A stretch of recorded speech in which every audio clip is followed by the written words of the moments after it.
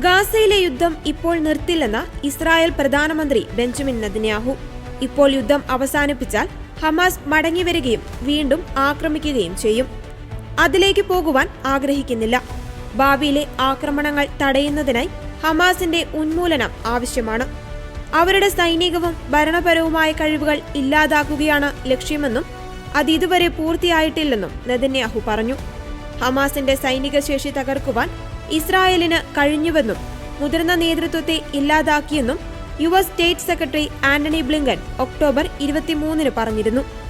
തുർക്കിയും ഈജിപ്തും ഖത്തറും യുദ്ധം തടയുവാൻ പ്രശംസനീയമായ ശ്രമങ്ങൾ നടത്തുന്നുണ്ടെന്നും പുതിയ റൗണ്ട് ചർച്ചകൾ ഉടൻ ആരംഭിക്കുമെന്നും ഹമാസ് പ്രതിനിധി സംഘത്തോട് അടുത്ത വൃത്തങ്ങൾ പറഞ്ഞു. 2023 ഒക്ടോബർ 7 ഹമാസിന്റെ ആക്രമണമാണ് യുദ്ധത്തിന് തുടക്കമിട്ടത്. ഇത് 1208 പേരുടെ മരണത്തിന് കാരണമായി. ആക്രമണത്തിനിടെ 251 ബന്ദികളെ പ്രവർത്തകർ തട്ടിക്കൊണ്ടുപോയി. അവരിൽ 96 പേർ ഗാസയിൽ തുടരുകയാണ്. 34 പേർ മരിച്ചുവെന്നാണ് സൈന്യം പറയുന്നത്.